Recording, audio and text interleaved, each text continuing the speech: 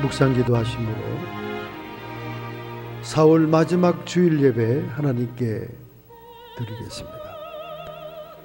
12 제자 중에 하나인 디드모라 하는 도마는 예수 오셨을 때 함께 있지 아니한지라 다른 제자들이 그에게 이르되 우리가 주를 보았노라 하니 도마가 가로되 내가 그 손에 못자국을 보며 내 손가락을 그 못자국에 넣으며 내 손을 그 옆구리에 넣어보지 않고는 믿지 아니하겠노라 하니라. 여드레가 지나자 제자들이 다시 집안에 있을 때에 도마도 함께 있고 문들이 닫혔는데 예수께서 오사 가운데 서서 가라사대 너희에게 평강이 있을지어다 하시니 도마가 이르되 도마에게 예수가 이르시되 내 손가락을 이리 내밀어 내 손을 보고 내 손을 내밀어 내 옆구리에 넣어보라. 그리하고 믿음 없는 자가 되지 말고 믿는 자가 되라. 도마가 대답하여 가로되 나의 주시며 나의 하나님이시나이다. 예수께서 가라사대 너는 나를 본고로 믿느냐? 보지 못하고 믿는 자들이 복이 있도다 하시니라.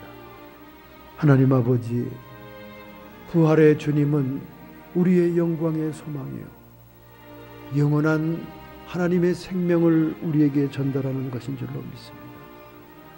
우리는 그 부활의 영광의 소망을 바라보며 오늘도 기쁨 가운데 주님께 예배하오니 우리의 찬송 중에 임재하여 주옵시고 우리의 감사 중에 축복의 대로가 열리게 해 주옵시고 우리의 믿음을 통하여 하나님의 권능과 하나님의 나라의 권세가 임하는 참 영적인 예배 되게 하옵소서. 존귀와 영광이 세세 무궁토록 성부와 성자와 성령님께 있을지.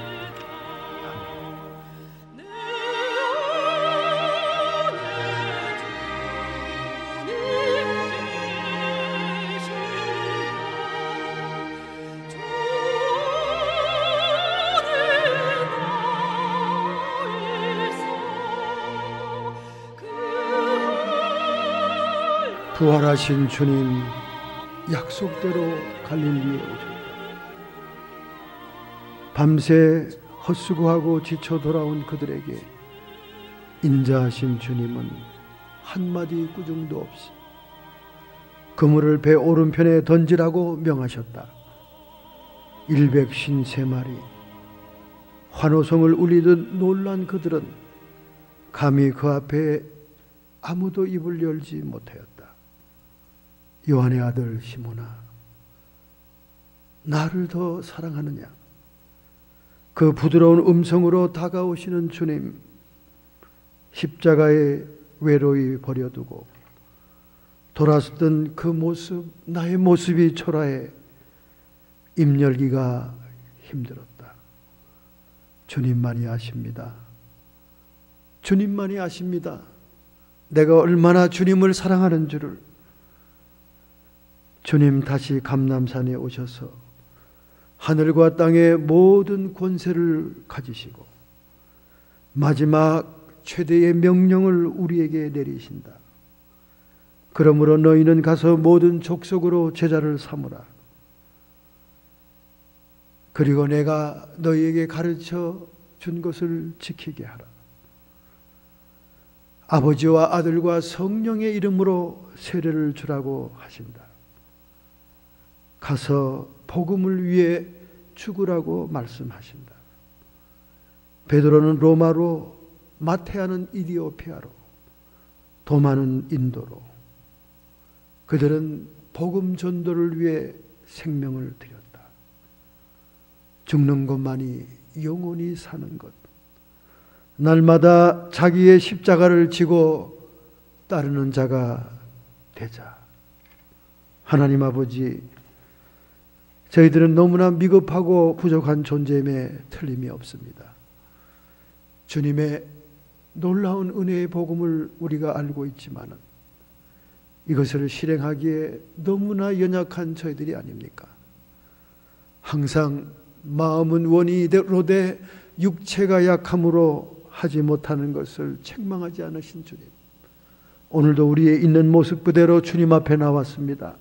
우리의 허물과 죄악과 우리의 실수와 하나님의 뜻을 알고도 행치 못한 모든 것들을 주님 앞에 내려놓사오니 아버지여, 우리의 죄악을 도말하여 주옵시고 주님의 사죄의 은총을 따라 정결하고 깨끗한 마음으로 하나님을 예배하는 시간 되게 하옵소서. 어린 양 예수의 보혈을 의지하여 하나님께 참회의 기도를 드렸사옵나이다. 아멘.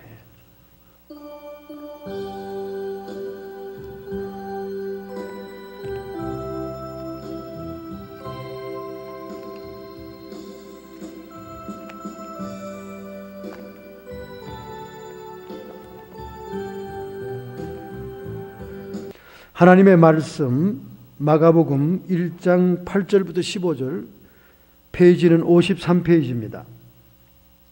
다 같이 함께 통독으로 봉독하겠습니다. 나는 너희에게 물로 세례를 주었거니와 그는 성령으로 너희에게 세례를 주시리라. 그때에 예수께서 갈릴리 나사렛으로부터 와서 요단강에서 요한에게 세례를 받으시고 곧 물에서 올라오실새 하늘이 갈라짐과 성령이 비둘기같이 자기에게 내려오심을 보시더니 하늘로서 소리가 나기를 너는 내 사랑하는 아들이라 내가 너를 기뻐하노라 하시니라. 성령이 곧 예수를 광야로 몰아내신지라. 광야에서 40일을 계셔서 사단에게 시험을 받으시며 들짐승과 함께 계시니 천사들이 수종 들더라. 요한이 잡힌 후 예수께서 갈릴리에 오셔서 하나님의 복음을 전파하여 가라사대 때가 찼고 하나님 나라가 가까웠으니 회개하고 복음을 믿으라 하시더라. 아멘.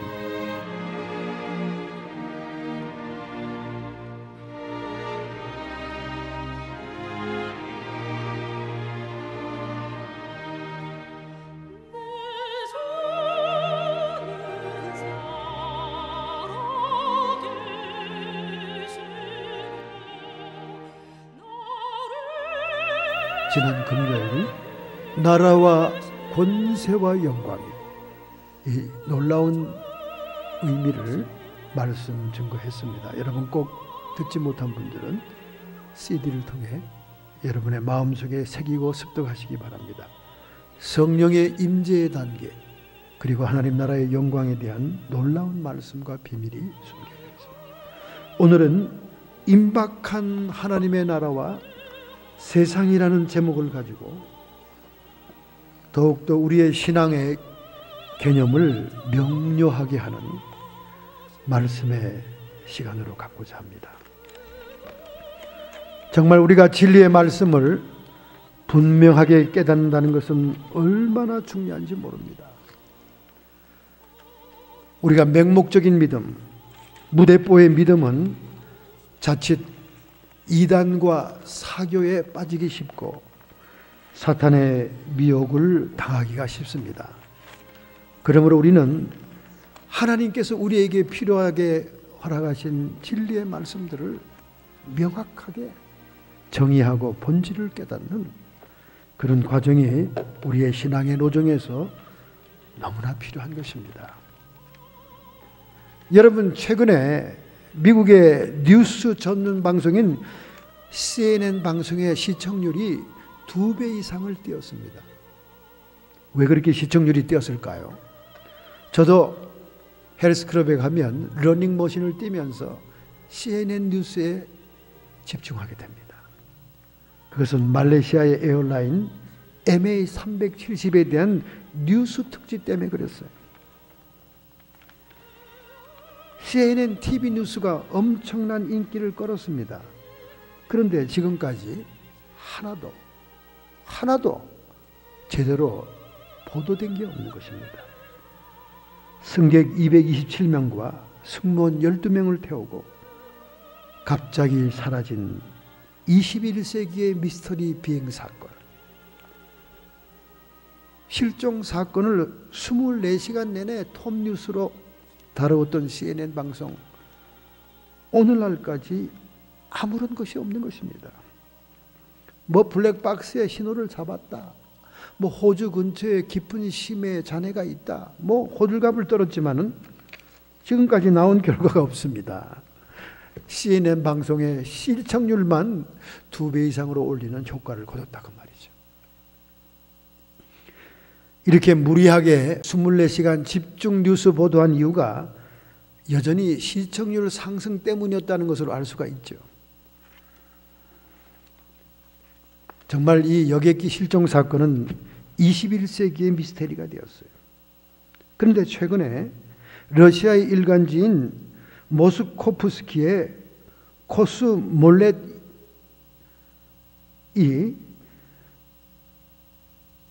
특집 기사를 실었어요. MH370 말레이시아 에어라인 항공은 테러리스트들에 의해서 납치되었다. 아프가니스탄의 텔레반들이 그들을 납치해서 아프가니스탄의 칸다라 근교에 지금 안착되어 있다. 그런 그 소식을 전달했어요. 승객들은 7개의 그룹으로 나누어서 움막 속에 거주하며 납치범들의 암호명이 히치라고까지 구체적으로 보도했습니다. 그러나 이 보도를 믿은 사람은 아무도 없어요. 아마 이 소련의 일간지도 CNN 방송처럼 판매 부수를 좀 누려보고 싶어서 그런 상상 보도를 했는지 모르겠습니다.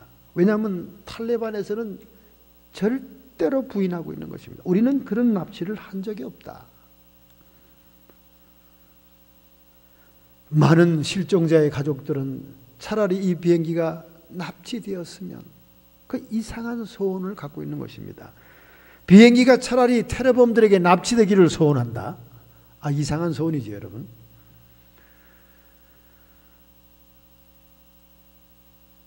그럼 도대체 비행기가 어떻게 됐다는 겁니까? 미국의 유명한 칼럼니스트는 이 보도를 계속하다가 너무나 남는 것이 없고 보도할 것이 없으니까 자기의 상상력을 발휘해서 이 비행기가 어떻게 됐는가에 대해서 칼럼에 기록을 했습니다. 자기의 상상입니다, 여러분. 이 비행기는 말이죠.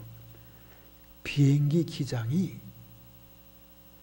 자신의 인생과 가정적인 문제로 자살하기 위해서 가장 바다의 깊이가 깊은 심해를 향해 날아갔다. 그렇게 얘기하는 거예요. 왜 이 칼럼니스트는 그렇게 생각하느냐?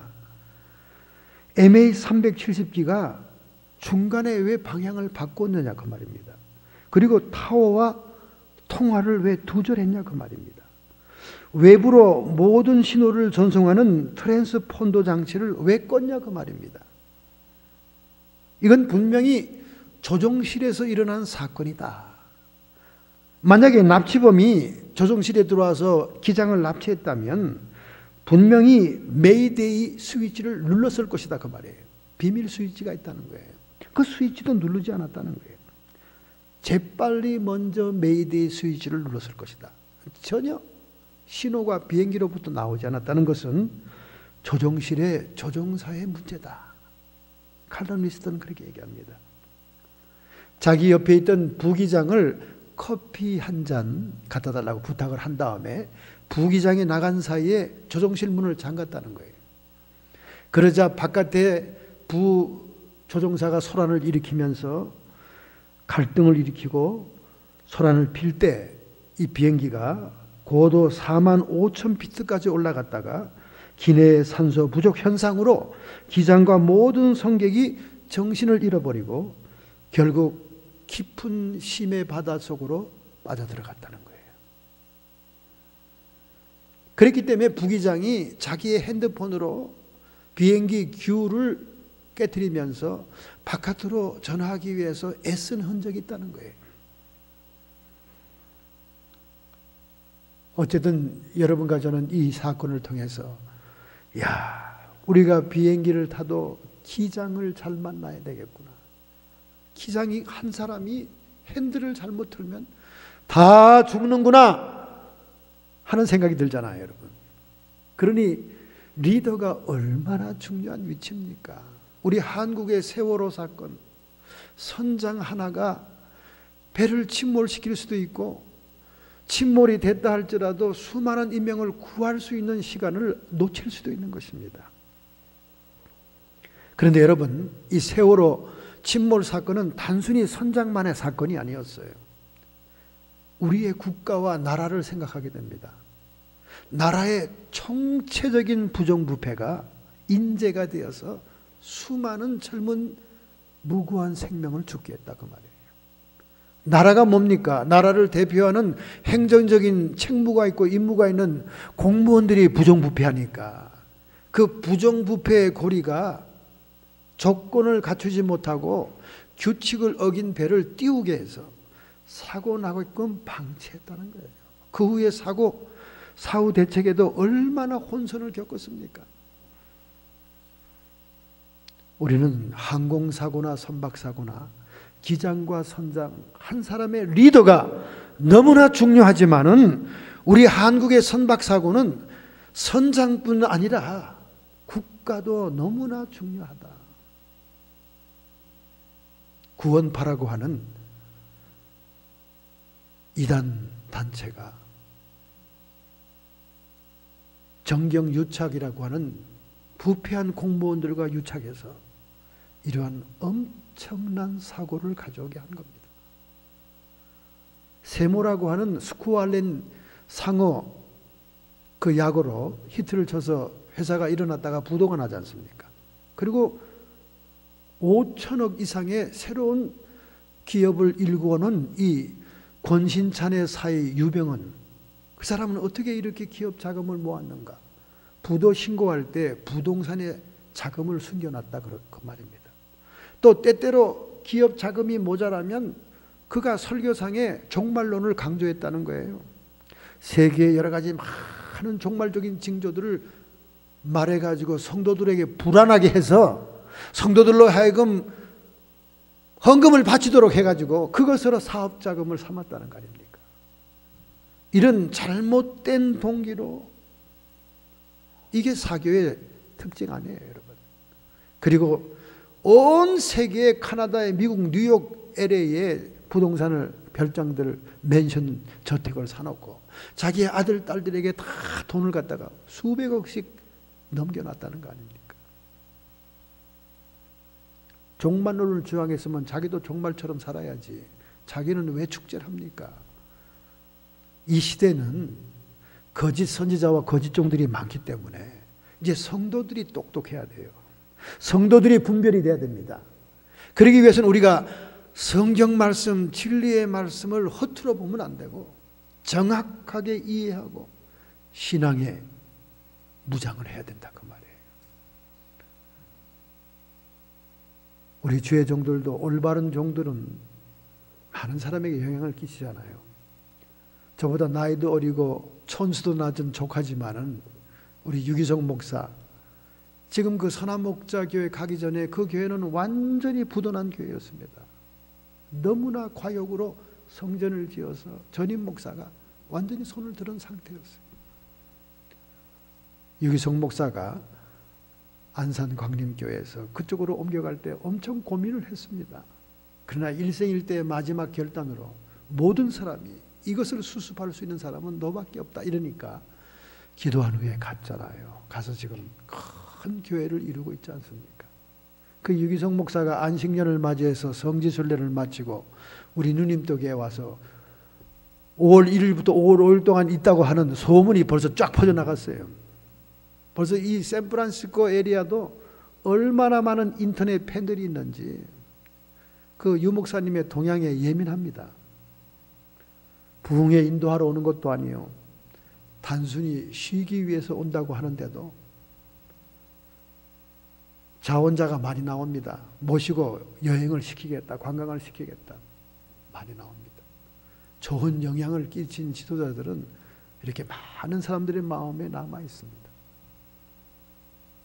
저는 그분이 올 때마다 조카지만은 제가 읽었던 좋은 원서들 책들을 제가 다 사서 올 때마다 책을 설교에 참고하라고 선물로 줬습니다.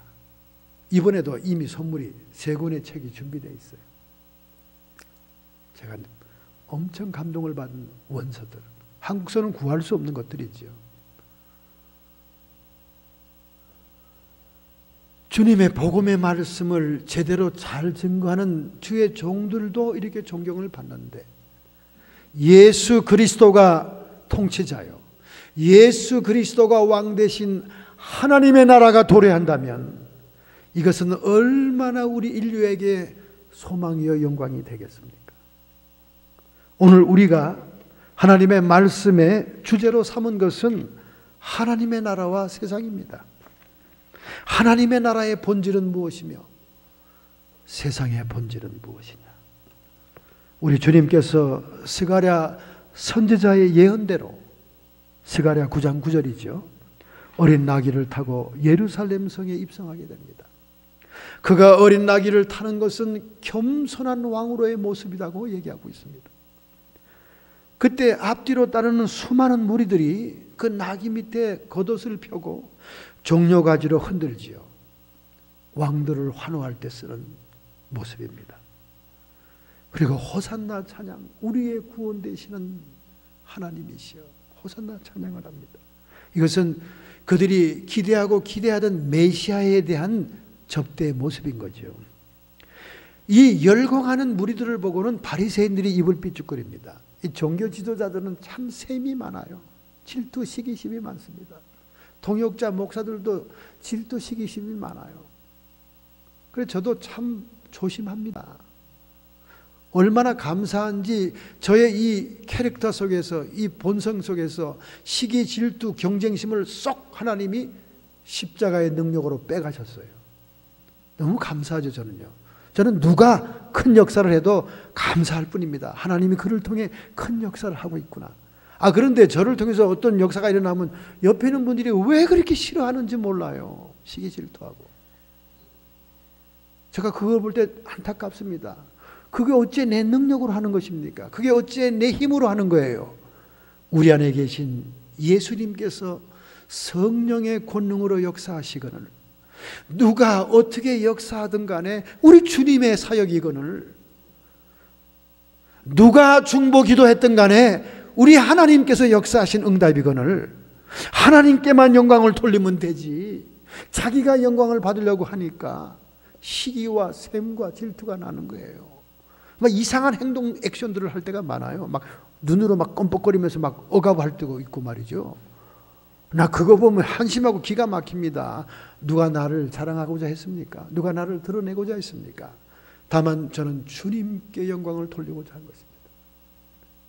자신이 못 쫓아냈던 귀신을 제가 조용히 쫓아냈다고 해서 막 싫어가지고 어쩔 줄을 몰라하고, 제가 쫓아냈다면 제가 영광이지만 제가 쫓아낸 게 아니잖아요.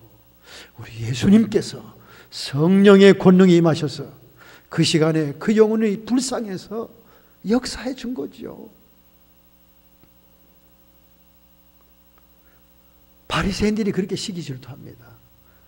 아니 왜 저들이 저렇게 열광하지? 왜 저렇게 환호성을 질러? 군중들의 동료를 책망하자 예수님이 단호하게 그들에게 얘기합니다. 내가 너희에게 말하노니 만일 이 사람들이 잠잠하면 돌들이 소리를 지르리라. 천지 만물, 무생물, 광물일지라도 우주의 왕으로 오시는 천지의 주제이신 예수 그리스도의 입성을 환영한다고 말입니다. 이런 말씀을 하심으로 자신이 우주의 왕 되심을 선포한 거예요. His kingship, 그의 왕권을 선포한 것입니다. 보기는 초라한 모습이고 보기는 겸손한 모습으로 낙이 타고 백말 타고 들어가는 세상의 왕처럼 보이지는 않지만 그는 공식적으로 왕 되심을 선포한 것입니다. 그래서 그의 왕국은 하나님의 나라요, 주님의 나라요, 영원한 나라요. 실제로 하나님 나라의 개념은 성경 전체에 내포된 중요한 메시지입니다. 주님의 선교 활동의 시작입니다.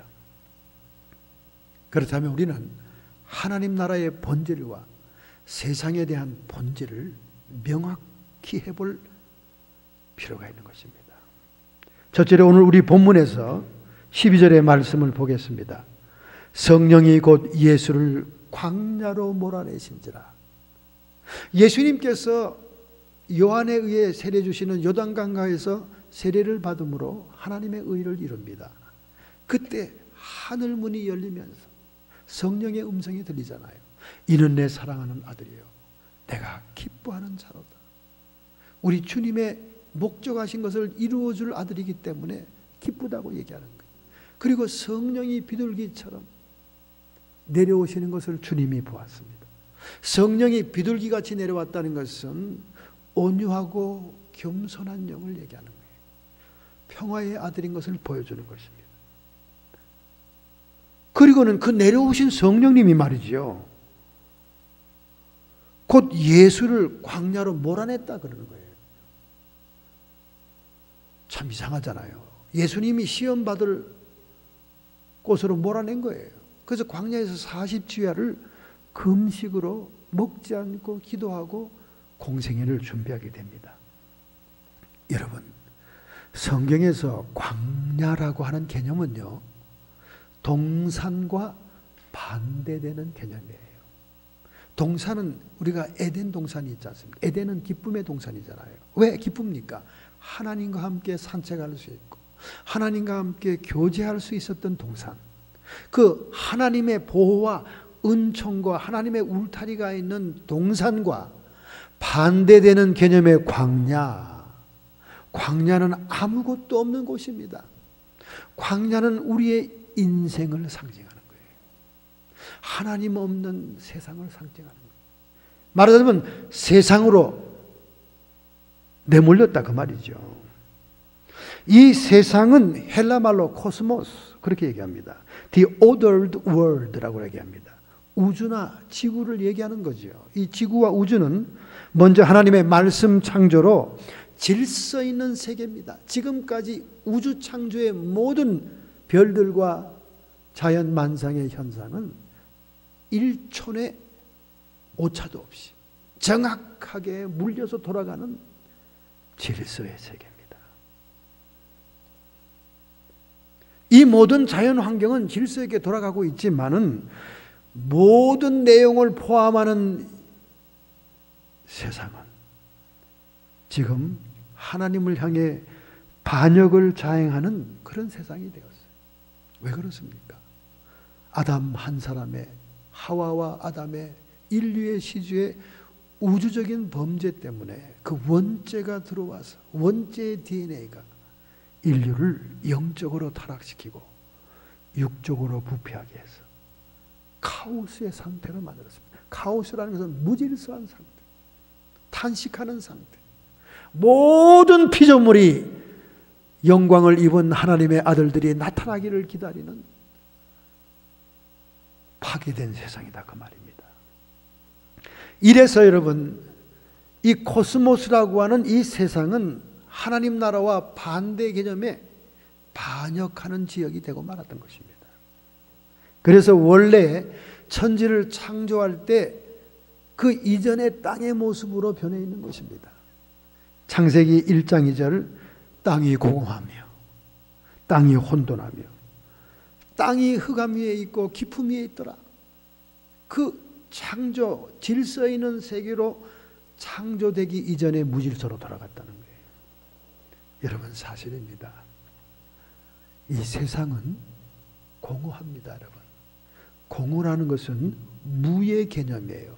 비어있다, 아무것도 아니다는 개념입니다. 하나님이 하늘에서 모든 좋은 것을 우리에게 허락했습니다. 말씀은 살았고 운동력이 있어요. 에네르기야, 말씀은 운동력이 있다, 에너지가 있다 그 말이에요. 그 말씀이 운동하면서 형체를 이루었어요. 땅과 바다와 식물과 동물들 형체를 이루었습니다. 그런데 그 형체는 계속 변화합니다. 변화하다가 무로 사라지는 거예요. 우리 인간의 존재마저도 하나님이 너는 흙이니 흙으로 돌아갈지니라. 영적인 타락과 육적으로 부패한 이 세상, 하나님을 반역하는 세상은 공허하게 된 거예요. 다 무로 돌아갑니다. 여러분이 땀 흘리고 피 흘리고 일궈오는 모든 것들이 다 물어 돌아간다는 거예요, 여러분. 이 정확한 사실을 여러분이 깨달아야 돼요. 세상에서는 모든 것이 공허합니다. 아무것도 남는 것이 없어요. 그 다음에 혼돈하다는 거예요. 혼돈하다는 건 뭡니까? 무질서하다는 거예요.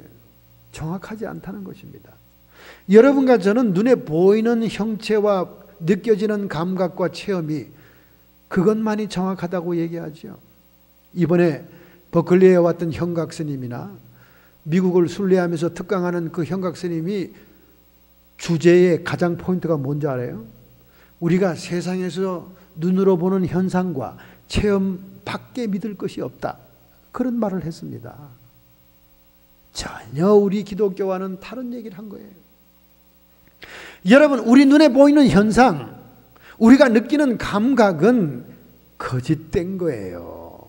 혼돈된 겁니다. 여러분, 세상에 믿을 것은 내 눈으로 보는 거, 내 손으로 딱 만지는 것밖에 없다. 그게 정확하지 않다는 거예요. 아니, 우째 목사님 그렇습니까? 이미 에덴 동산의 선악과 사건으로 마귀의 미혹이 들어왔기 때문에 원죄를 가진 인간들에게는 거짓된 생각이 자리 잡았다 그 말이에요. 그래서 우리가 보는 것 자체도 거짓된 생각과 섞이기 때문에 믿을 수 없다는 거예요, 감각을. 그게 보는 각도마다 다 다르잖아요. 선악의 원리가 뭡니까? 나한테 이익이 될 만하면 선이고, 내가 희생해야 되고 내가 손해가 되는 것 같으면 악이다, 나쁜 거다, 이렇게 느껴지는 감각이 들어왔잖아요. 이 감각은 사람마다 다 다르다는 거예요, 판단력이. 어떤 사람은 이 꽃이 참 좋다고 생각하는데 어떤 사람은 별로다 생각하는 거예요. 왜? 이 꽃이 금방 시들 거니까, 나한테 별로 유익이 안 될 거니까. 어떤 사람은 아니야, 내가 전번에 심어보니까 잘 자라더라, 그 나한테 유익하니까 좋다, 이렇게 생각이 한 꽃에 대해서도 달라질 수가 있기 때문에 여러분은 눈으로 보이는 정확한 현상, 여러분의 손은 오감으로 만져진 정확한 감각마저도 그것이 정확한 것이 아니라는 거예요. 혼돈입니다. 왜? 마귀의 미혹이 들어왔기 때문에, 마귀의 생각이 들어왔기 때문에, 마귀가 우리에게 주어진 거짓된 자아가 자리를 중심에 잡고 있기 때문에 우리가 하나님 중심으로, 하나님이 원하는 생명나무로 먹기 위해서 나가야 되는데, 하나님이 금하신 선악과를 따먹음으로 인해서 이미 마귀의 거짓된 생각이 들어와 우리의 자아를 형성했습니다. 우리가 느껴지는 감각과 체험이 자아의 필터에 걸러지기 때문에 하나님이 보시는 정확한 판단과 같지 않다는 거예요. 그래서 우리의 개개인의 모든 느껴지는 감각과 체험되는 것이 혼돈이다 그 말이에요. 카오스다 그 말이에요. 무질서하다 그 말이에요. 여러분, 사람들이 제각기 자기의 소견을 따라 행하면 어떻게 됩니까? 사사기 시대가 되는 거예요. 사사기 시대는 왕이 없었기 때문에, 무언가 강력하게 강제로 백성들을 인도하는 왕이, 리더하는 왕이 없었기 때문에 백성들이 자기의 소견에 옳은 대로 행하니까 모든 나라가 타락하고 부패하고 결국은 하나님께서 이 민족을 들어 그들을 칠 수밖에 없는 심판받는 백성이 되잖아요. 이것이 혼돈입니다, 여러분. 그 다음에 흑암은 빛의 반대 개념이에요. 진정한 빛은 하나님입니다.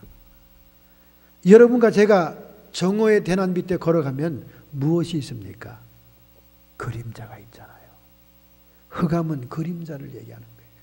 오늘 여러분과 저에게 그림자가 있다는 것은 우리가 이 세상 삶을 살고 있는 모든 것들은 허상이다, 그 뜻입니다, 여러분. 실상은 하늘나라에 있는 거예요. 믿으시면 아멘 합시다. 여러분이 이것이 진실로 믿어진다면 더 이상 세상에 집착하지 않을 겁니다. 더 이상 세상 것에 집중하지 않을 것입니다. 더 이상 세상 욕심이 허망할 것입니다. 세상 하늘나라에 있는 빛이 정말 오리지널 빛이라니까. 빛이 있으라 하니까 빛이 있었어요. 제일 먼저 하나님이 창조한 것이 빛입니다. 근데 빛이 있으라고 한 다음에 일월 성신을 창조하잖아요. 태양과 달과 별들을 창조하지 않습니까? 그럼 하나님 그 처음에 오리지널 빛은 뭐고, 또 태양에서 오는 빛은 뭐고, 달에서 오는 빛은 뭐고, 별들의 빛은 또 뭡니까? 태양과 달과 별들의 빛, 이 지상의 모든 창조된 빛들은 허상이다 그 말이에요. 진짜 빛은 하늘나라에 있는 빛이다 그 말이에요. 광명 중에 하나님이 거하시잖아요. 하나도 어렵지 않습니다, 여러분. 마음에 깊이 새겨보세요. 여기 흑암이라는 것은 세상은 그림자의 세계라는 거예요. 오늘 여러분과 저에게 그림자가 따라다니는 것은 이 하나님의 음성인 거예요. 너희들이 지금 이 세상에 보는 모든 빛들의 세계는 허상의 세계다. 그림자의 세계다. 그렇게 주님이 말씀하는 거예요. 실제로 여러분, 물리학에서도 그렇게 얘기했습니다. 물리학에서도 여러분, 지금 우리가 보는 이 계수, 과학적인 이 메저하는 모든 것들이 빛 속에서는 절대 계량이 되질 않는 거예요.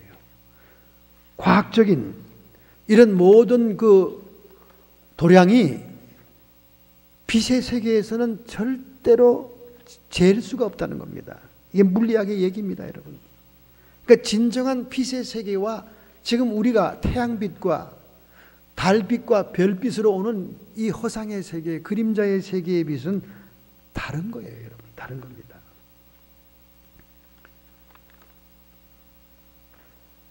혼돈인 거예요.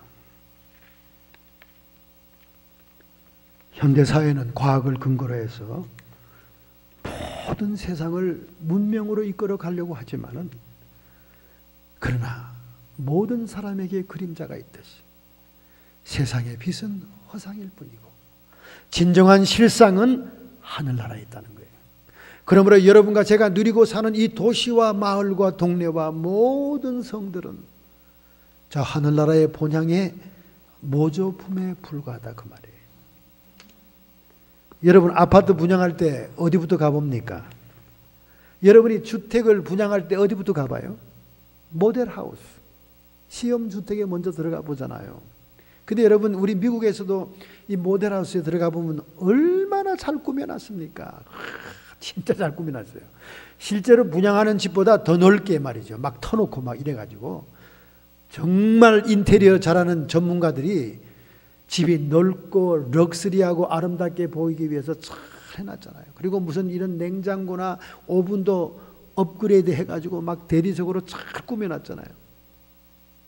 이 세상이 화려하고 아름답고 사치스러워 보여도 모델 하우스에 불과한 거예요. 한국에서는 아파트의 모든 분양이 끝나면요, 가건물로 지었던 모델 하우스는 다 철거되는 거예요. 마찬가지입니다. 우리가 하늘나라에 들어갈 그때는 이 세상은 체질이 뜨거운 불에 녹아지고 우리가 보이는 이 모든 하늘 대기권이 종이축처럼 말라질 것이고 모델하우스가 거두어지는 겁니다. 우리가 이걸 잘 알아야 돼요. 이게 이 세상이 그림자 세상입니다. 이 세상이 허상이란 뜻이에요. 흑암입니다, 여러분. 그 다음에 기품이 있다. 기품은 무적행. 즉 우주에도 별들을 삼키는 무적행이 있잖아요. 끝이 보이지 않는 블랙홀이 있지 않습니까? 그 블랙홀이 우주를 움직이게 하고 빛들을 삼키는 겁니다. 이 땅에도 기품이 있다는 거예요. 오늘 우리 인생을 살면서 수많은 사람들이 깊은 절망을 느낍니다. 깊은 고난 속에 환난 속에 아우성을 칩니다. 그것뿐입니까? 헤어나지 못한 세상의 절망을 탄식하다가 수많은 사람이 자살도 하잖아요. 참 우리 한국이 불명예스럽게도 OECD 국가 가운데 자살률 1등입니다. 얼마 전까지만 해도 일본이었는데 왜 그것을 우리 한국이 받았는지 정말 이해할 수가 없네요. 절망이 칠흑 같은 기품이에요. 이 절망의 기품과 무저갱에서 벗어날 수 있는 길은 빛 되시는 하나님밖에 없는데, 이 세상에는 절망의 구렁텅이요, 결국 이와 같은 삶을 살다가 지옥이라고 하는 무저갱에 들어간다고 말이에요. 수많은 사람들이 아우성을 치며 기품의 골짜기에서 소리치는 지옥의 절망에 떨어진다 그 말입니다. 제가 금요일 날도 얘기했지만 오늘날 사탄의 전략은 얼마나 발달됐는지, 그냥 사람들을 예수 믿게 한다는 거예요. 대강대강 믿게 한다는 거예요. 예수 믿게 하는. 자기가 예수를 믿고 있으면 다 천국 갈 줄 알고 확신하고 있고, 나머지는 세상 방식대로, 세상 뜻대로, 지멋대로 살아가게 한다고 말입니다. 결국 마지막 순간에 무저갱 같은 지옥의 기품에 떨어지게 하는 것이 마귀의 전략이라는 거예요. 여러분, 이 무저갱 같은 절망에 떨어졌던 사람이 있습니다. 그 사람의 이름은 박성만이라는 사람이에요. 박성만은 탄광촌에서 일하는 광부입니다. 그러나 그는 부인과 자녀들과 함께 건성건성 교회에 따라다니는 형식적인 신자였어요. 그가 점심 식사할 때 기도하는 모습을 보고 모든 사람이 신자인 건 알고 있지만은 그의 삶의 스타일이나 그의 모든 행동은 진정한 성도의 모습은 아니었어요. 형식적인 신자였죠. 그러던 어느 날 그는 그의 반장과 함께 발파 현장을 점검하기 위해서 깊은 탄광굴 속으로 들어가게 됩니다. 이제 폭탄을 터뜨릴 군데군데 접촉점을 정확하게 안반 속에 집어넣나 화약을 점검하기 위해 들어갔습니다. 그런데 워키토키 속에 갑자기 소리가 들리는 거예요. 이제 발파 스위치를 누른다는 겁니다. 이거는 지금 현장에 점검하러 들어온 반장과 바로 직속 부하인 박성만 씨의 말을 듣지 않고 그 사람들이 들어있는 줄 모르고 저쪽 사무실에서 스위치를 누른다는 거예요. 그래서 워키토키를 막 그냥 들리는 데를 오버 하면서 얘기하는데 이상하게 그쪽 소리는 들려오는데 이쪽 소리가 저쪽으로 전달이 안 되는 거예요. 아무리 악을 쓰고 소리를 치고 우리가 나간 다음에 스위치를 눌러야 된다고 소리를 쳐도 그들은 못 들었는지, 자, 발파 스위치 5초 전. 그래서 서둘러 반장과 함께 토굴로 나가면서 엘리베이터 쪽으로 가고 있는데 스위치를 눌렀던 거예요. 그래서 석탄 마지막 갱도가 폭발이 되었습니다. 그들은 석탄 더미 속에 묻히게 된 거예요. 코도 눈도 온 몸도 까만 석탄으로 가득 찼습니다. 옆에 반장을 부를 수가 없습니다. 손을 막 흔들어서 만지려고 해도 이미 반장은 피투성이가 되어 눈을 감고 있었습니다. 그는 그때 주님이라는 기도 소리가 입에서 절로 나왔습니다. 하나님, 요나도 이렇게 답답한 속에 있었겠죠. 하나님, 요나가 한순간 건져진 것처럼 나의 생명도 건져주세요. 그것은 1995년 7월 달이었습니다. 그날도 평상시와 다름없이 출근을 했고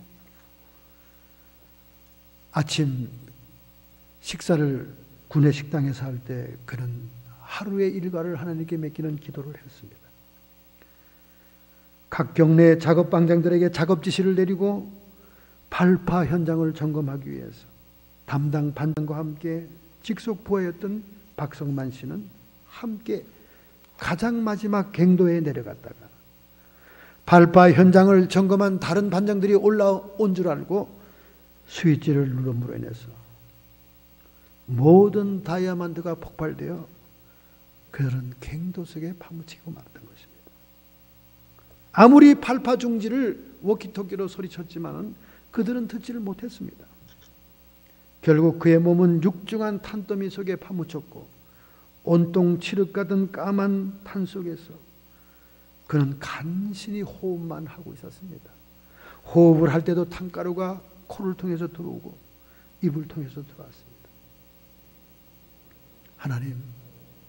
하나님 신음소리밖에 나오질 않았습니다.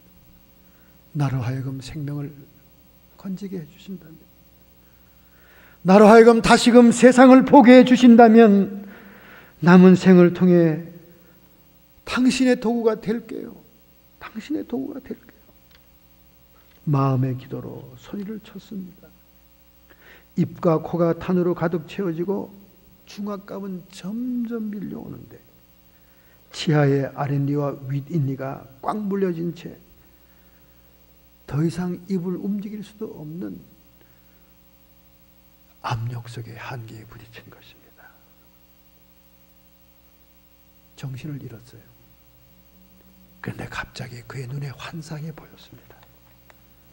고린도전서 15장 56절 57절이 정신을 잃은 그의 의식 속의 환상으로 주어졌습니다. 사망아, 너의 이기는 것이 어디 있느냐? 사망아, 너의 쏘는 것이 어디 있느냐? 사망에 쏘는 것은 죄요, 죄의 권능은 율법이라. 우리 주 예수 그리스도로 말미암아 우리에게 이김을 주시는 하나님께 감사하노라. 그렇게 오랫도록 예수를 믿었어도 한 번도 읽어보지 못한 성경구절, 자기는 모르는 성경구절이 환상의 또렷한 글자로 지나가는 거예요. 분명히 자기가 잠깐 보아도 사망을 이기게 해주겠다는 하나님의 약속이었습니다. 할렐루야. 그래서 하나님, 저를 요나처럼 살려주시려고 이 말씀을 주시는군요. 막 속으로 소리를 쳤습니다. 그런데도 칠흑 같은 어둠이 자기를 누르고 있는 거예요. 그는 점점 의식을 잃어가면서 연속적인 기도를 하나님께 드리고 있는데 잠이 들었는지 의식을 잃었습니다. 그런데 쇠와 쇠가 부딪히는 소리가 나고 사람들이 웅성거리는 세미한 음성이 들리기 시작합니다. 결국 사고가 난 지 4시간 만에 그는 구조반에 의해서 구사일생으로 구조를 받았습니다. 그는 떨리는 몸으로 들것에서 내려앉아 흐느껴 울었습니다. 칠흑 같은 기품 속에, 폭발한 그 갱도 속에 하나님은 나를 잊지 않고 기억했습니다. 그런데 나의 신앙생활은 너무나 가벼웠고 그냥 가족들이 교회 가니까 장식품으로 따라갔고 마누라가 그렇게 채근하니까 교회 가서 소제도 하고 조금 봉사도 했는데 이렇게 절대절명의 죽음의 순간 하나님이 살아계셔서 나를 이렇게 살리다니요. 하나님, 정말 주님은 살아계십니다. 그의 얼굴은 일그러지고 상처투성이었습니다. 의사가 진단하고 당신의 피하 조직이 이렇게 온전할 수가 없다고 놀랍니다. 모든 파편들이 0.5mm 간격으로 중심 동맥을 지나갔다는 거예요. 수술을 해야 되겠고 얼굴도 성형수술을 해야 될 정도로 망가졌지만 그가 하나님께 감격하고 눈물 흘리고 찬송하고 교회 식구들이 와서 위로해주는 병상에서 놀랍게 회복이 된 겁니다. 그는 병상에서 내내 감사기도를 하나님께 드렸습니다. 그렇게 아내가 고마울 수가 없어서 아내 손을 꼭 잡았습니다. 당신이 나를 교회로 인도하지 않았다면, 당신이 나를 하나님을 알게 하지 않았다면 내가 칠흑 같은 기품의 어둠 속에서 살아날 수 있었겠는가.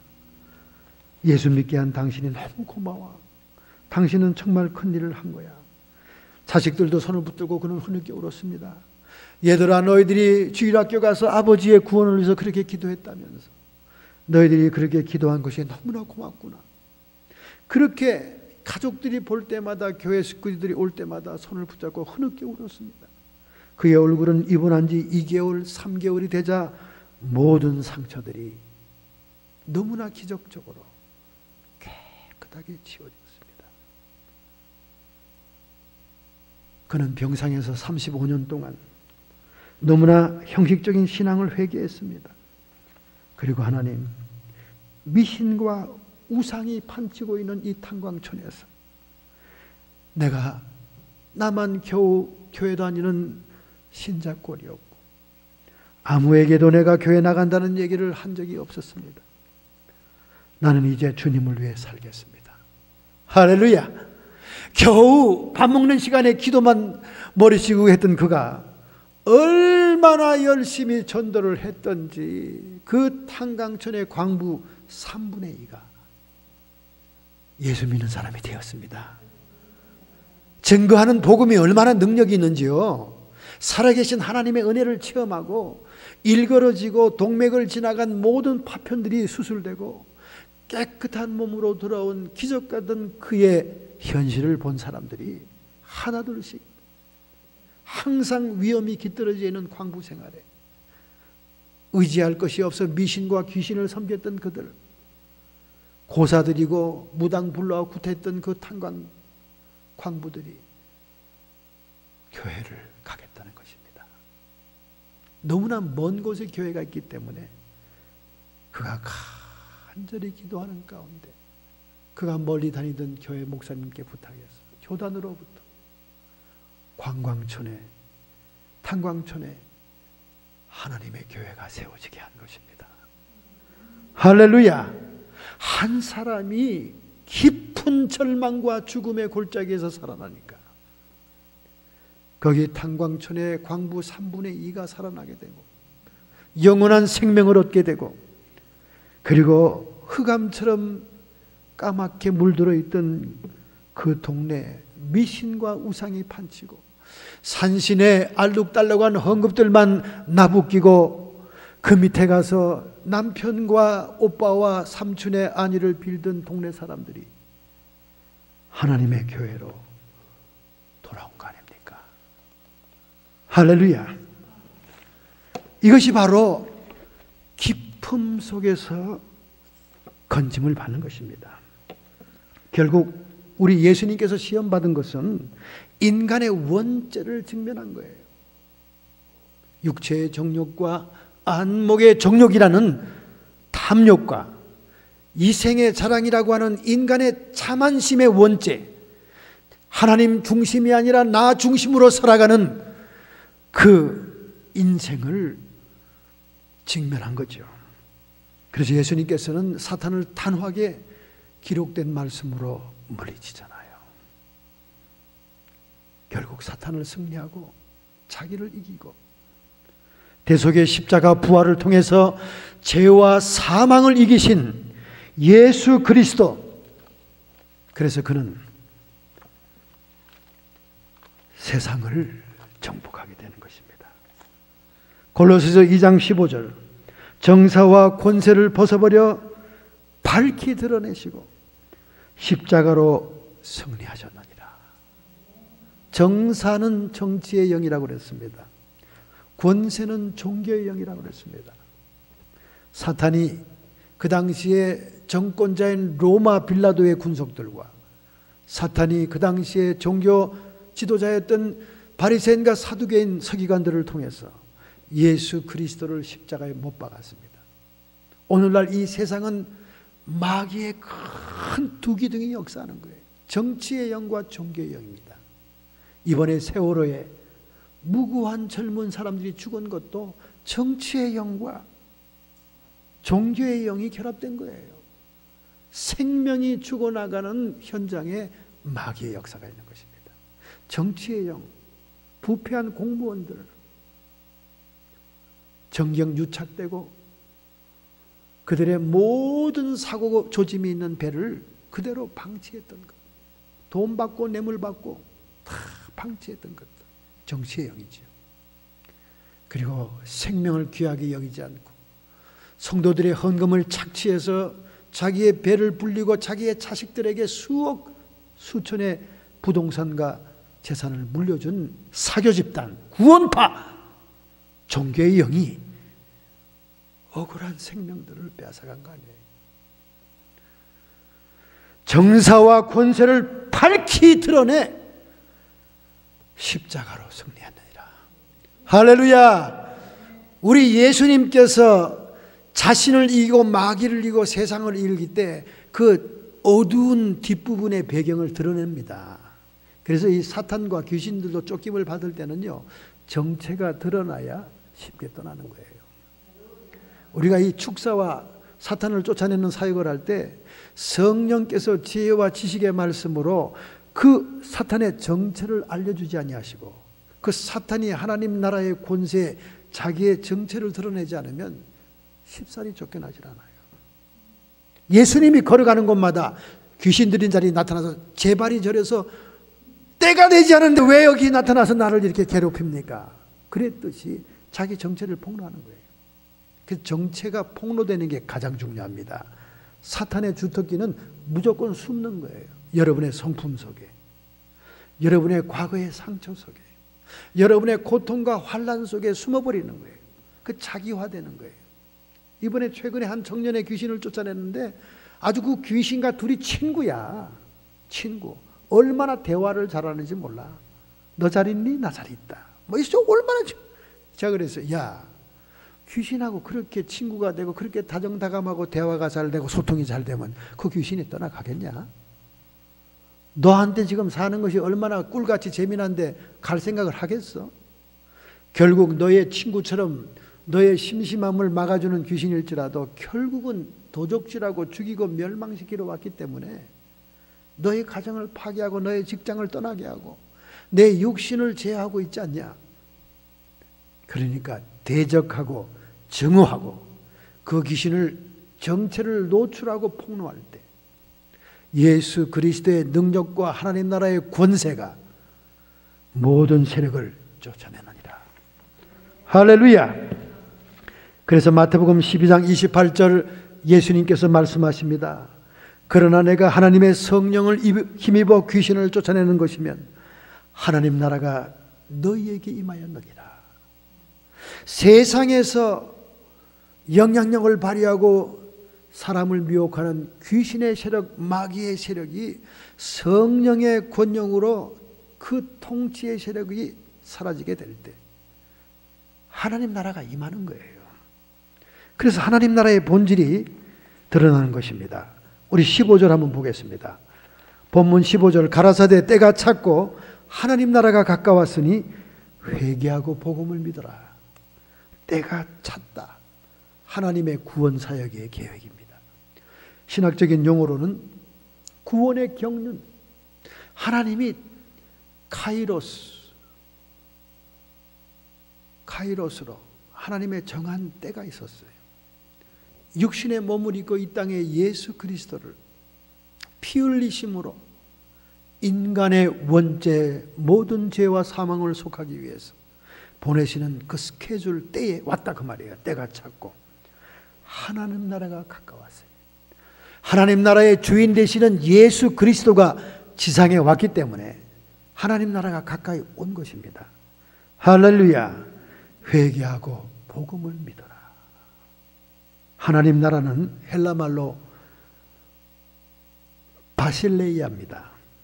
바실레이아란 말은 The Kingdom of God이란 말이에요. 한 왕이 권위를 시행하는 영역을 얘기합니다. 토지를 얘기하죠. 세상적인 얘기는 토지. 그 다음에 주어진 영역에 속한 백성들이 있습니다. 주민이죠. people. 그리고 주권이 있습니다. 이 세 가지 요소가 한 국가의 요소 아닙니까? 토지와 백성과 왕의 주권. 그것이 바실레이아의 뜻입니다. 특히 히브리 말 말쿠트, 하나님의 나라의 뜻은 왕에 의해서 시행되는 신분.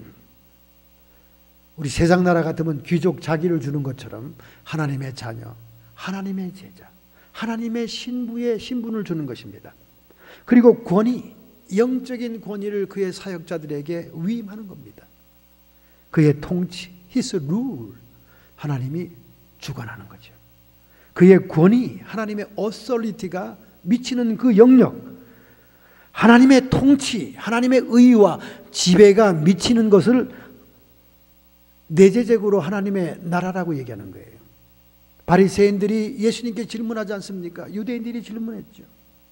하나님의 나라 그러시는데 하나님의 나라가 도대체 어디 있습니까? 하나님의 나라는 여기 있다 저기 있다 하지 말지니 하나님의 나라는 너희 안에 있느니라. Among you, between you, 우리 사이에 있다는 거예요. 이것은 다가오는 공간적인 초월적인 하나님의 나라, 예수님의 재림 때 임재하는 하나님의 나라를 의미하는 것이 아니라 하나님의 성령의 임재를 통하여 예수 그리스도의 왕권이 미치고 하나님의 의와 하나님의 지배가 이루어지는 이 지상의 우리의 내면과 교회 공동체를 하나님의 나라라고 일컫는 거예요. 이걸 내재적인 하나님의 나라라고 합니다.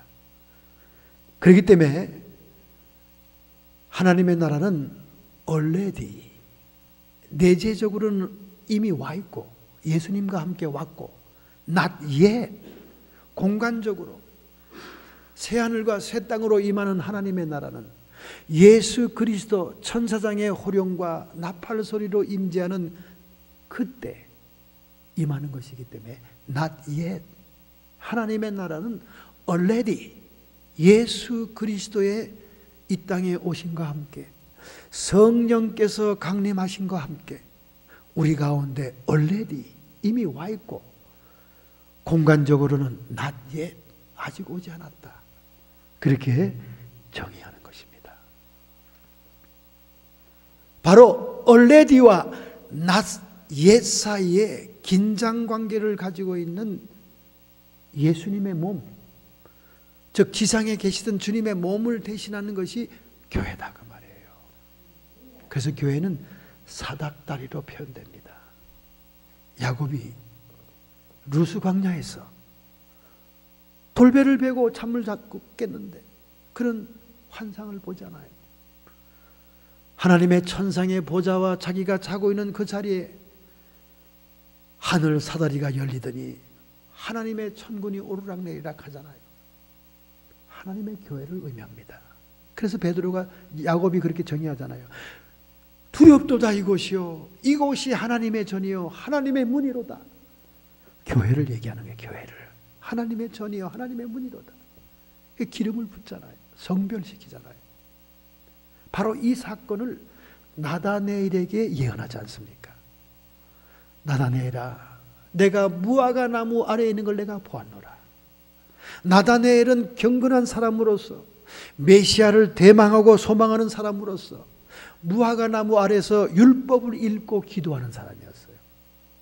그가 얼마나 성경을 읽는지 그가 얼마나 기도하는지 예수님은 알았다는 거예요. 그 얘기를 하니까 이 사람이 막 깜짝 놀라서 자지러지는 거예요. 아이고야 주님은 정말로 메시아입니다. 내가 너를 무화과 나무 아래에 있는 것을 알았다고 해서 나를 믿느냐. 이후에는 이보다 큰 것을 보리라. 인자의 머리 위에 천사들이 오르락내리락 하리라. 할렐루야. 인자의 머리에 인자의 몸, 이 교회를 상징하는 거예요. 교회를 상징하는 거예요. 예수님이 계실 때는 이 땅에서 교회를 상징하면서 주님이 하늘과 천상을 연결하는 것이었지만은 그러나 이제 주님의 보좌 우편에 앉고 난 다음 성령께서 교회에 임재하셨어요. 천국의 열쇠를 맡기고 천국이 하나님의 천상과 지상을 땅과 하늘의 은혜를 연결시키는 사다리가 되었다 그 말이에요. 할렐루야. 그러니 여러분이 교회에 와 있는 것이 얼마나 중요한 것인지 모릅니다. 왜 그렇습니까? 하늘의 충만함과 땅의 공허를 연결하는 것이 교회라는 거예요. 여러분이 세상에서 많은 것을 집착하고 구하고 욕심을 부려도 결국 그것은 무로 돌아간다고 얘기했습니다. 그러나 하나님의 은혜로 천상의 각양 좋은 은사와 좋은 선물들을 예수 그리스도의 몸된 교회를 통해서 받는다면 그것은 충만합니다 그 말이에요. 할렐루야. 그러므로 우주의 모든 충만과 하늘나라의 영광의 모든 충만한 것이 교회 안에 들어있는 거예요. 교회 안에. 그래서 천국의 열쇠인 겁니다. 천국의 열쇠를 맡긴 거예요. 에베소서 1장 23절, 교회는 그의 몸이니, 예수의 몸이니 만물 안에서 만물을 충만케 하시는 자의 충만이니라. 여러분이 충만한 것을 찾습니까? 천상과 땅의 복을 찾습니까? 그렇다면 주님의 몸된 하늘과 땅을 연결하는, 하늘의 충만과 땅의 공허를 연결하는 하늘의 사닥다리, 이 교회에 계셔야 되는 거예요. 할렐루야. 이것만이 여러분에게 주어진 천국의 열쇠인 줄로 믿습니다. 오늘 여러분이 이 교회에 와 계심이 얼마나 축복된 것입니까? 얼마나 영광이십니까? 세상의 좌우를 돌아보지 마세요. 세상 것을 집착하지 마세요. 세상의 모든 것들은 공허한 것이요, 물어 돌아가는 것이요, 혼돈한 것이요, 허상이요. 제가 그걸 증명해 볼까요? 교회만이 하늘의 충만인 것을 증명해 볼까요? 제가 증명해 볼까요? 저는 여러분에게 증명이 드릴 수 있습니다. 정말 여러분도 기가 막히게 놀랄 거예요. 야, 교회가 충만이네. 세상이 충만이 아니네. 놀라운 증거를 내가 여러분께 소개할 수 있습니다. 제가 좀 뜸을 들이죠. 뜸을 들이는 이유는 여러분이 깊이 인상을 받으라고 얘기하는 거예요. 여러분 지금 미국 또 세계 제1위의 패스트푸드 레스토랑이 어딘 줄 아세요? 어딘 줄 알아요? 애들이 제일 잘 가는 레스토랑이 어딥니까? 맥도날드지요. 맥도날드. 정말 맥도날드는 없는 곳이 없잖아요. 우리 동네만 해도 맥도날드가 3개, 4개가 돼요. 3개가 되는, 예, 3개가 돼요. 이번에 하나 더 생겼어요. 맥도날드가 세계 1위의 패스트 레스토랑일까요? 얼마 전까지 1등이었죠. 얼마 전. 그럼 KFC, 켄터키 프라이드 치킨과 그 옆에 또 패스트푸드 합쳐가지고 요즘 심지어 할아버지 동상까지 쫙 있잖아요. KFC? 아닙니다, 여러분. 칙필레라고 하는 치킨 패스트푸드점이 세계 1위의 레스토랑이에요. 이 칙필레를 보면서 모든 사람이 망할 것이다. 저건 망한다. 그렇게 예언들을 했습니다. 왜 그런 줄 알아요? 동성연애 단체들이 매일 칙필레 식당 앞에 데모합니다. LGBT라고 하는 동성연애 단체가 피켓을 들고 불매운동을 벌이고 있어요. 유일하게 성경적인 가치를 존경하기 위해서 우리는 동성애가 죄악임을 선포한다. 이 칙필레 식당이 얘기를 했어요. 얘기 안 해도 될 걸 왜 얘기하는지 모르겠어요. 근데 자기의 신앙을 얘기하겠다는 거예요. 여러분, 이게 보통 용기가 아닙니다. 장사는 이익관계되는 사업체인데 굳이 기독교 신앙의 신조를 선포해가지고 손님들을 차별하고 떨어뜨릴 필요가 있겠습니까? 그러나 이 식당의 주인은 분명히 선포한 겁니다. 동성 결혼을 반대한다. 그래서 모든 사람들이 지금 동성연애를 지지하는, 결혼을 지지하는 사람이 51%가 넘잖아요. 곧 망한다. 저 사업자는 곧 망한다. 그렇게 예언들하고 아주 저주를 퍼부었습니다. 2013년 통계를 보면 KFC는 4,438개의 레스토랑을 운영하면서 4.2 빌리언 달러를 벌었습니다. 그런데 칙필레는 1,775개 레스토랑을 운영해서 5.5 빌리언 달러를 벌었습니다. 맥도날드는 거기에 미치지 못했습니다. 2011년도부터 맥도날드를 제치고 세계 1위의 패스트 레스토랑이 되었어요. 왜 이렇게 이 식당이 주목을 받는가? 다른 식당들은 두세 배 더 지점이 많고 더 큽니다. 그럼 판매량이 더 많아야 될 거 아닙니까? 근데 칙필레가 지점의 숫자도 적은데 세계 1등이 됐어요. 거의 더블 정도의 판매량이고 매상입니다. 왜 그럴까요? 이 사업체에는 하나님의 통치가 있었습니다. 이 사업체에는 예수 그리스도가 왕국 주인이었습니다. 하나님의 통치가 있고 하나님의 의가 있고 하나님의 지배가 있는 레스토랑이었습니다. 1946년대 첫 번째 레스토랑을 오픈한 이후에 한 번도 빠짐없이 주일을 성수했습니다. 안 믿는 직원들에게는 패밀리 타임이다. 주일날 패밀리와 보내라. 그러면서 주일 성수를 선포했습니다. 여러분 놀랍지 않습니까? 맥도날드 주일날 일합니다. KFC 주일날 일합니다. 주일날 닫는 식당이 어디 있습니까? 그런데 칙필레는 1946년부터 우리는 하나님이 주관하는 기업이다. 주일은 하나님께 영광을 돌린다. 하나님만이 영광을 받으실 분이다. 지금까지 한 번도 주일을 성수한 문 닫지 않은 적이 없습니다. 연평균 14%가 적은 일수로 기업체를 운영했는데 KFC나 맥도날드보다 평균 판매량의 2배로 판매가 되었습니다. 여러분, 그 비결이 세상에서 온 것이 아닙니다. 그것은 하나님의 은혜라고밖에 할 수 없습니다. 하나님의 축복이라고밖에 할 수 없습니다. 수많은 동성애자들이 반대 피켓을 들고 사회 지탄을 받는 기업이 되었지만은, 저주를 퍼붓는 식당이 되었지만은 그들은 품질이 우수했습니다. 오늘날 여러분 기독교 식당이라 기독교로 표방하는 커피점도 많고 요구르트 샵도 많습니다. 들어가 보면 금방 이 주인이 교회 나가시는구나 알 수 있도록 찬송과 복음성가가 나오고 예수님 액자와 그림이 붙어 있습니다.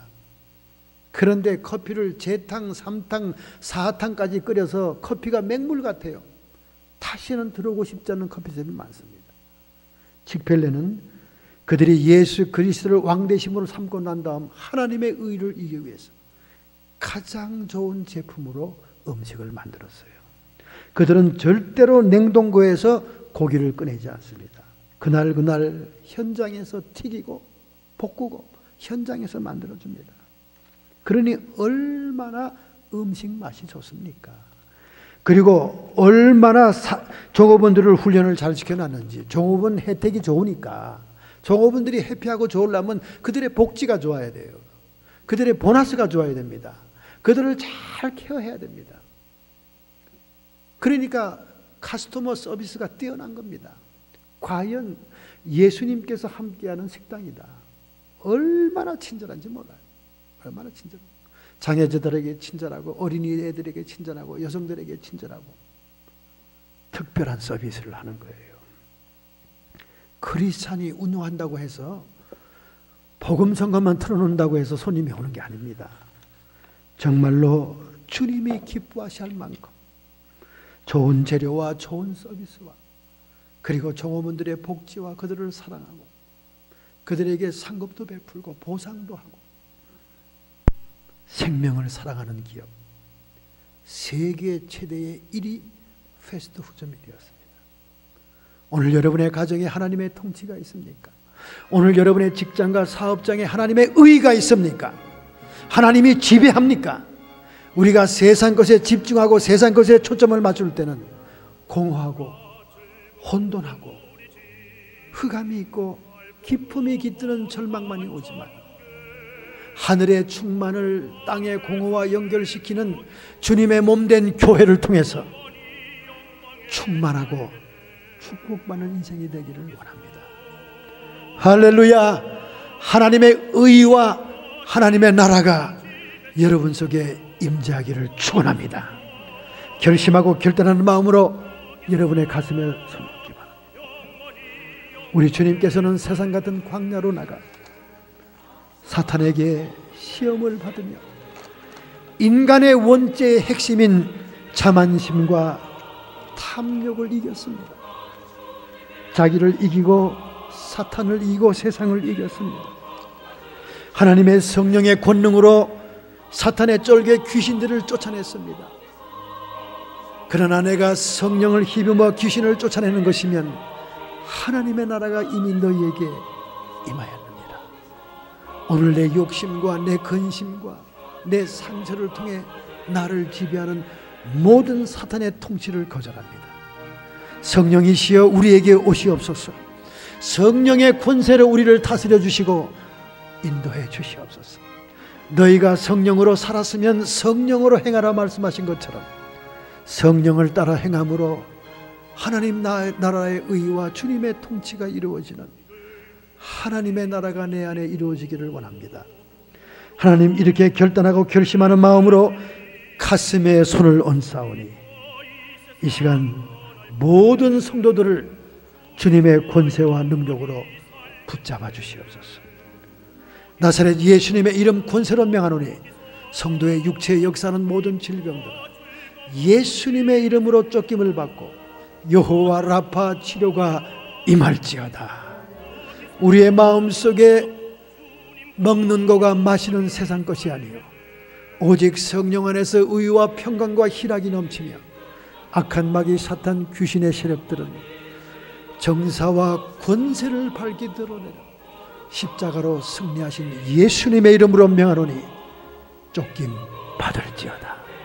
떠나가고 물러갈지어다. 저주의 멍에는 끌어지고 흉악의 결박은 깨어질지어다. 예수님의 이름으로 감사하며 축복하며 기도